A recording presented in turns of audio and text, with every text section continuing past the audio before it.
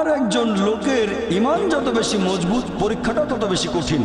তাকওয়া যত বেশি থাকে, আল্লাহ তত কঠিন পরীক্ষা দেবেন। আপনি কোথাও এমবিবিএস নিয়ে পড়াশোনা করছেন, কারণ বেশি নম্বর পেয়েছিলেন এইচএসসিতে, সেজন্য এখানেও পরীক্ষা কঠিন। এমবিবিএস পাশ করাটাও বেশ কঠিন। তাহলে এখানেও নবী রাসূলগণের তাকওয়ার সাথে সাধারণ মানুষের তাকওয়ার কোনো তুলনায় হয় না। যেহেতু তারা ছিলেন নবী এবং রাসূল, তাই তাদেরকেও পরীক্ষা করা হয়েছে। কোন নবী রাসূলকে এই পরীক্ষা না নিয়ে ছেড়ে দেওয়া হয়নি। তাদের তাকওয়া লেভেল অনেক উপরে। নবী রাসূলকে অনেক বেশিবার পরীক্ষা করা হয়েছে সাধারণ মানুষের চেয়ে। আপনার বাচ্চা অনেক বেশি, অনেক কঠিন। তাহলে আপনার তাকওয়া যদি বেশি হয়, আল্লাহ আপনাকে পরীক্ষা করবেন। সত্যিকারের মুমিন কোন বিপর্যয়ের মধ্যে পড়লে বলে সুবহানাল্লাহ, সকল প্রশংসা আল্লাহ, আলহামদুলিল্লাহ। সে ধরে নেয় এটা একটা পরীক্ষা। কোনো বিপর্যয় আসলে সেটা হয় একটা পরীক্ষা অথবা একটা শাস্তি। নবীগণের তাকওয়া অনেক বেশি, তাদের জন্য এটা শাস্তি না, এটা পরীক্ষা। আর তারা পাশ